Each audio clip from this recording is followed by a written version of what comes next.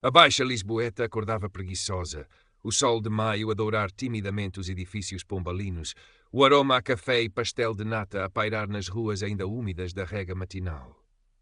Diogo Matias, no entanto, já sentia o peso do dia nos ombros. O nó no estômago não provinha da falta de pequeno almoço, mas da entrevista que o esperava dali a 2 horas na Alpha Design, uma das mais cobiçadas agências de publicidade da capital. A oportunidade de uma vida, sussurravam-lhe os seus sonhos mais audazes. Mais uma porta entreaberta que se fecharia com estrondo, murmurava-lhe a voz cínica da experiência. Aos 26 anos, Diogo era um concentrado de talento e cautela. Os seus dedos ágeis davam vida a ilustrações que capturavam a alma esquiva da cidade, a melancolia dos seus elétricos amarelos, a resiliência dos seus habitantes mais invisíveis. Mas a sua pele escura, a herança dos avós cabo-verdianos, parecia, demasiadas vezes, um filtro através do qual o mundo insistia em vê-lo primeiro, antes de vislumbrar a sua arte ou o seu carácter. Lembrava-se da cicatriz fina, quase uma carícia pálida sobre a sobrancelha esquerda, recordação de um empurrão na escola primária, acompanhado de um insulto que, na altura, não compreendera totalmente, mas cujo veneno aprendera a reconhecer. Não eram memórias que gostasse de revisitar, mas elas pairavam como sombras persistentes nos cantos da sua mente. Vais arrasar, Diogo. O teu portfólio é brutal. A voz de Yara, a sua melhor amiga, ecoava na sua cabeça, um bálsamo de otimismo. Encontraram-se na Faculdade de Belas Artes, e desde então Yara era o seu contraponto. Extrovertida, ferozmente antirracista, sempre pronta a desafiar o status quo com uma energia que a Diogo por vezes faltava. Ele admirava. Mas o seu próprio instinto era o da tartaruga, recolher-se para se proteger. Enquanto ajeitava a gravata no colarinho da camisa branca, uma concessão ao formalismo que lhe parecia uma armadura desconfortável, Diogo repassava mentalmente a apresentação. Cada slide, cada palavra, fora meticulosamente preparada. Não podia dar-se ao luxo de falhar por falta de preparação. Já havia demasiadas variáveis fora do seu controlo. O cheiro metálico do metro, o burburinho anônimo da multidão matinal, nada disso o distraía da tensão que lhe comprimia o peito. A Alpha Design ficava no coração do Parque das Nações, um oásis de modernidade e vidro espelhado que parecia simbolizar um mundo ao qual ele ansiava pertencer, mas que tantas vezes o olhava de soslaio. As portas de vidro da Alpha Design abriram-se com um silvo discreto, revelando um átrio minimalista e imponente. Mármore branco, aço escovado e um silêncio quase reverencial, quebrado apenas pelo clique suave dos saltos de uma recepcionista impecavelmente vestida. O ar era frio, artificialmente puro. Diogo sentiu-se subitamente pequeno, a sua pasta debaixo do braço um escudo demasiado frágil. Diogo Matias, para a entrevista com o Sr. Vasconcelos, anunciou, a voz a sair mais firme do que esperava. Gonçalo Vasconcelos. O nome era uma instituição no mundo da publicidade portuguesa. Visionário para uns, implacável para outros. Diogo engoliu em seco. A espera foi curta, mas pareceu uma eternidade. Quando finalmente foi conduzido ao escritório de Gonçalo, no último andar, com uma vista panorâmica sobre o Tejo que lhe cortou a respiração por um instante, a sensação de irrealidade intensificou-se. O escritório era vasto, decorado com um minimalismo estudado que gritava poder e bom gosto. E ali, atrás de uma secretária de vidro que parecia flutuar, estava ele. Gonçalo Vasconcelos era a personificação do seu meio. Homem branco, uns 40 e poucos anos, cabelo grisalho impecavelmente penteado para trás, fato caro que lhe assentava como uma segunda pele. O seu olhar, quando se levantou para o cumprimentar com um aperto de mão breve e firme, era frio, analítico. Um sorriso fino, quase imperceptível, não lhe aqueceu os olhos. Senhor Matias, faça o favor de se sentar. A voz era polida, mas com um timbre de comando que não admitia réplica. Diogo sentou-se na cadeira de design à frente da secretária, sentindo o couro frio contra as suas costas. Apresentou o seu portfólio digital no tablet que a empresa disponibilizou. Enquanto falava, descrevendo os seus conceitos, as suas inspirações, sentia o olhar de Vasconcelos a perscrutá-lo, não com o interesse de um potencial empregador, mas com a curiosidade distante de um entomologista a examinar um espécime raro. As ilustrações de Diogo desfilaram no ecrã, vibrantes, emotivas, tecnicamente irrepreensíveis. Havia nelas uma profundidade, uma melancolia lisboeta temperada com uma esperança teimosa que normalmente cativava quem as via. Quando terminou, um silêncio pesado instalou-se na sala. Gonçalo Vasconcelos tamborilava com os dedos na secretária, o olhar fixo, não no ecrã, mas em Diogo. Interessante, disse por fim, a palavra a pairar no ar como uma sentença ambígua. Tem um certo exotismo no seu traço, não acha? Uma sensibilidade particular. Diogo sentiu um arrepio. Exotismo? Particular? Eram eufemismos que ele conhecia bem demais. Creio que a minha sensibilidade reflete as minhas vivências, a minha forma de ver o mundo, Sr. Vasconcelos, respondeu Diogo, tentando manter a voz neutra. Claro, claro, anuiu Gonçalo com aquele sorriso fino. Mas veja, Sr. Matias, a Alpha Design tem uma clientela muito específica. Uma imagem de marca a manter. Procuramos perfis que se alinhem naturalmente com essa imagem. Pessoas que, digamos, falem a mesma língua, compreende? Fez uma pausa como se estivesse a escolher as palavras com cuidado, mas cada uma delas era uma pequena agulha. Não se trata apenas de talento, que não ponho em causa que o tenha. Trata-se de adequação, de uma certa fluidez cultural. Adequação, fluidez cultural. Diogo sentiu o sangue a gelar-lhe nas veias e ao mesmo tempo uma fúria surda a crescer-lhe no peito. Era a mesma história, contada com palavras mais sofisticadas, mas o significado era idêntico. A sua pele, a sua origem tornavam-no exótico, particular, mas não adequado. Acredito que a minha cultura e as minhas experiências enriquecem a minha perspectiva criativa e podem trazer um valor acrescentado e inovador à Alpha Design, argumentou Diogo, a voz agora com um leve tremor que ele detestou. Gonçalo Vasconcelos recostou-se na cadeira, um brilho quase divertido nos olhos. Não duvido das suas boas intenções, meu caro, mas o mercado é o que é. Agradeço o seu tempo. Dispensou-o com um aceno de mão, já a pegar nos papéis sobre a secretária, o interesse subitamente evaporado. A entrevista tinha terminado. Diogo levantou-se, as pernas a tremer. A humilhação era um sabor amargo na boca. Murmurou um obrigado que mal se ouviu e saiu do escritório, sentindo todos os olhares daquele átrio frio e asséptico cravados nas suas costas. Lá fora, o sol brilhava sobre o Tejo indiferente. Mas para Diogo, o dia tinha escurecido. Aquele agradeço o seu tempo ecoou na mente de Diogo durante dias, uma melodia sinistra de rejeição. Partilhou a experiência com Yara, que, como esperado, explodiu numa torrente de indignação e palavrões coloridos dirigidos a Vasconcelos e ao sistema que ele representava. Tens de fazer queixa, Diogo. Isto é discriminação pura e simples, insistiu ela, os olhos a faiscar. Diogo abanou a cabeça, um cansaço profundo a abater-se sobre ele. Queixa a quem, Yara? E com que provas? Foi tudo dito de forma tão subtil, adequação, fluidez cultural. Como é que provas a intenção por detrás dessas palavras? Era a armadilha perfeita. O racismo velado, embrulhado em linguagem corporativa, tão difícil de nomear quanto de combater legalmente. O medo de represálias, de ficar marcado como problemático, também o paralisava. Nos dias que se seguiram, Diogo mergulhou no trabalho como um náufrago se agarra a destroços. Não por inspiração, mas por necessidade de silenciar o zumbido da raiva e da autodúvida. As palavras de Vasconcelos tinham-no ferido mais do que ele queria admitir. Seria ele apenas exótico. A sua arte, um mero apontamento particular num mundo que exigia outro tipo de fluidez? Foi nesse estado de espírito que os seus dedos começaram a dar forma a uma nova série de ilustrações. Diferentes das suas paisagens melancólicas habituais. Eram mais cruas, mais viscerais. Figuras anónimas, muitas vezes escuras, a navegar por labirintos de vidro, a tentar escalar paredes escorregadias enquanto outras passavam por portas abertas. Mãos brancas a oferecerem ajuda, mas que se transformavam em barreiras. Olhos que julgavam em silêncio. Eram metáforas da sua própria frustração, da sua sensação de invisibilidade e de luta constante. Não assinava estas obras. Publicava-as numa conta anónima numa plataforma online, quase como quem lança uma garrafa ao mar. Enquanto isso, a milhares de quilómetros de Lisboa, num país do leste europeu com um nome que mal conseguia pronunciar, Gonçalo Vasconcelos estava prestes a descobrir o que significava perder a fluidez cultural. A viagem de negócios tinha corrido bem, um contrato lucrativo assinado. No último dia, decidiu aventurar-se um pouco fora do circuito turístico, recomendado por um contacto local como um local autêntico. Acabou numa feira de antiguidades num bairro periférico da capital, um emaranhado de ruas poeirentas e edifícios cinzentos. Enquanto examinava uma peça de cerâmica, sentiu um encontrão. Instintivamente, levou a mão ao bolso interno do casaco. A carteira e o passaporte tinham desaparecido. O pânico instalou-se. Estava sozinho, não falava a língua local, e o seu telemóvel, ironicamente, ficara sem bateria momentos antes.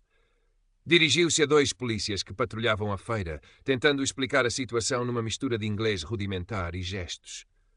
Os polícias, 2 homens corpulentos de olhar severo, olharam-no de cima a baixo. Gonçalo, normalmente impecável, estava agora um pouco desalinhado da caminhada, o cabelo despenteado pelo vento, a expressão ansiosa. Para eles, não era o CEO de uma agência de publicidade de prestígio. Era apenas mais um estrangeiro suspeito, possivelmente um problema. A sua tentativa de explicar quem era, de mencionar o hotel de luxo onde estava hospedado, foi recebida com olhares vazios e frases curtas na língua local que ele não compreendia. A sua impaciência natural começou a vir ao de cima. O seu tom tornou-se mais exigente, o que só piorou a situação. Agarraram-no rudemente pelos braços e levaram-no para uma pequena esquadra improvisada nos limites da feira. Ali, a humilhação foi completa. Foi revistado de forma brusca. Os seus protestos eram ignorados ou recebidos com gritos. Tentou usar o nome da sua empresa, o nome do contacto local importante. Nada surtiu efeito. Despojado dos seus símbolos de estatuto, o fato agora amarrotado, a ausência da sua equipa de assessores, a incapacidade de comunicar eficazmente, Gonçalo era apenas um homem assustado e zangado, num ambiente hostil que não o compreendia nem parecia querer compreender. Sentiu na pele o que era ser julgado pela aparência, pela situação, pela incapacidade de se adequar instantaneamente. A impotência era esmagadora. Durante horas ficou detido numa cela pequena e suja com outros homens cujo aspecto e língua lhe eram completamente estranhos. O cheiro era nauseabundo. Ninguém lhe dirigia a palavra de forma compreensível. Pela primeira vez na sua vida adulta, Gonçalo Vasconcelos sentiu medo, um medo primitivo, visceral. E no meio desse medo, uma imagem teimava em surgir na sua mente. O rosto de Diogo Matias, a sua expressão contida enquanto ele, Gonçalo, falava de adequação e fluidez cultural no conforto do seu luxuoso escritório em Lisboa. O contraste era tão brutal que o deixou nauseado. As ilustrações anónimas de Diogo começaram a ganhar uma atração inesperada online. Yara, com o seu faro para o que era genuíno e a sua rede de contactos no meio ativista e artístico, partilhara-as discretamente. As imagens, com a sua honestidade crua e a sua estética poderosa, ressoavam. Pessoas de diferentes origens, mas especialmente outras pessoas racializadas, comentavam, partilhavam as suas próprias histórias, encontravam um eco das suas frustrações naqueles traços digitais. Isto é exatamente o que eu sinto, lia-se num comentário. A invisibilidade visível, escrevia outro. Diogo acompanhava este crescimento com uma mistura de surpresa e apreensão. Era gratificante ver a sua arte a tocar tantas pessoas, a gerar discussão, mas o anonimato era um escudo que ele ainda não estava pronto para largar. Aquele pequeno espaço de expressão tornara-se vital, um escape para a pressão que sentia. Continuava a procurar trabalho, a enviar currículos, a enfrentar as habituais portas que rangiam antes de se fecharem, mas agora havia algo mais. A sensação de que a sua voz, mesmo que disfarçada, estava a ser ouvida. Em Lisboa, Gonçalo Vasconcelos regressara da sua provação no leste europeu. A embaixada portuguesa acabara por intervir e ele fora libertado com um pedido de desculpas formal, mas vago, das autoridades locais. A experiência, no entanto, deixara marcas profundas. Voltara mais calado, mais irritadiço, mas também estranhamente introspectivo. A arrogância habitual parecia ter sofrido uma fissura. Passava mais tempo sozinho no seu vasto escritório. A paisagem do Tejo lá fora já não lhe parecia tão triunfante. A memória da cela, do medo, da humilhação, era um fantasma persistente. E com ela, a imagem de Diogo Matias. Começou a questionar-se pela primeira vez sobre o verdadeiro impacto das suas palavras, das suas decisões pragmáticas. Seria possível que ele, Gonçalo Vasconcelos, tivesse infligido a outros, mesmo que de forma mais polida, o mesmo tipo de apagamento e desumanização que ele próprio experimentará? A ideia era profundamente desconfortável, repulsiva até. Um dia, enquanto navegava distraidamente pela internet, tentando afastar os pensamentos sombrios, deparou-se com um artigo num blog de arte e ativismo sobre um misterioso ilustrador que estava a captar a atenção online com as suas representações pungentes da experiência da discriminação. Clicou por curiosidade, e ali estavam elas, as figuras escuras, os labirintos de vidro, as mãos que eram barreiras. Uma delas em particular gelou-o. Um homem visivelmente deslocado, a ser observado com desconfiança por figuras uniformizadas num ambiente opressor e estranho. Era quase um espelho distorcido da sua própria experiência recente. Não havia nome, apenas um pseudônimo, observador silencioso. Mas algo naquelas imagens, na sua força silenciosa, pareceu-lhe vagamente familiar, uma ressonância incômoda com a dignidade contida que vira nos olhos de Diogo Matias. A ideia começou a formar-se na sua mente, improvável, mas persistente. Seria possível. O reconhecimento da arte de Diogo culminou num convite inesperado. Uma pequena galeria de arte independente na Moraria, conhecida por dar voz a artistas emergentes e socialmente conscientes, queria expor as obras do observador silencioso. Yara fora a intermediária, e após muita hesitação, Diogo aceitara, ainda sob anonimato. A inauguração seria dali a uma semana. O título da exposição, Entre Linhas. Gonçalo, por uma coincidência orquestrada pelo destino ou pela curiosidade mórbida que o consumia, soube da exposição através de um e-mail de marketing cultural que normalmente apagaria sem ler. Observador silencioso, Entre Linhas. O nome e o tema prenderam-no. Uma força irresistível, uma mistura de culpa e uma necessidade quase masoquista de confrontar algo que não conseguia nomear, fê-lo decidir ir. A galeria era pequena, as paredes brancas cobertas pelas impressões das ilustrações de Diogo. O ambiente era intimista, pessoas a conversar em voz baixa, a contemplar as imagens com uma intensidade que contrastava com a frieza dos eventos corporativos a que Gonçalo estava habituado. Ele sentia-se um intruso, o seu fato caro a destoar da informalidade artística do local. E então viu-o. Diogo estava num canto, a conversar com Yara, de costas para a entrada. Mesmo sem ver o seu rosto, Gonçalo reconheceu a postura, a forma como a cabeça se inclinava ligeiramente ao ouvir. O ar pareceu faltar-lhe nos pulmões. Era ele. O observador silencioso era Diogo Matias. A revelação atingiu com a força de um soco. Todas as peças do puzzle encaixaram-se de forma dolorosa. A sensibilidade particular, o exotismo, a inadequação, tudo ganhava agora um significado ainda mais terrível à luz daquelas imagens que gritavam a dor e a frustração que ele próprio infligira. A sua própria experiência humilhante no estrangeiro voltava com uma clareza brutal, agora justaposta não à sua inocência, mas à sua culpa. Diogo, como que sentindo um olhar sobre si, virou-se lentamente. Os seus olhos encontraram os de Gonçalo. Por um instante o tempo pareceu suspender-se. Não houve surpresa no rosto de Diogo, apenas um reconhecimento cansado, uma tristeza profunda que pareceu envelhecê-lo. Yara, ao lado dele, fuzilou Gonçalo com o olhar. Gonçalo deu um passo hesitante na direção deles, o coração a bater descontroladamente. O que dizer? Como começar? As palavras pareciam ter desaparecido. Senhor Vasconcelos, disse Diogo, a voz baixa, mas firme, cortando o murmúrio da galeria. Não havia acusação no seu tom, apenas uma constatação. Eu não sabia, gaguejou Gonçalo, sentindo o rosto a queimar. Era uma desculpa esfarrapada e ele sabia-o. As ilustrações são suas. Sim, confirmou Diogo, são uma tentativa de dar voz ao que muitas vezes não se consegue dizer com palavras. Yara interveio, a voz carregada de sarcasmo contido. Surpreendido, Sr. Vasconcelos? Pelos vistos, a adequação pode ter muitas formas de se expressar, não é? Gonçalo ignorou-a, o seu olhar fixo em Diogo. Eu estive a pensar sobre o que aconteceu, naquele dia, no meu escritório. As palavras saíam com dificuldade, como se estivessem presas na garganta por anos de arrogância. Eu talvez não tenha compreendido algumas coisas. Um silêncio tenso pairou entre eles. Diogo observou Gonçalo, uma expressão indecifrável no rosto. Finalmente falou, e a sua voz, embora suave, carregava o peso de gerações de injustiças. Algumas coisas, Sr. Vasconcelos, repetiu Diogo, um leve sorriso amargo a tocar-lhe os lábios. Não se trata apenas de pensar ou de não compreender algumas coisas. Trata-se de sentir o peso da invisibilidade todos os dias. Trata-se de ver o seu valor constantemente questionado, não pelo que faz, mas pelo que é. Trata-se de portas que se fecham antes mesmo de se ter a chance de mostrar a chave. O senhor não compreendeu pessoas. Cada palavra era uma facada precisa, desferida sem raiva, mas com a clareza cortante da verdade. Gonçalo sentiu-se vergado sob o peso delas. Não havia defesa possível.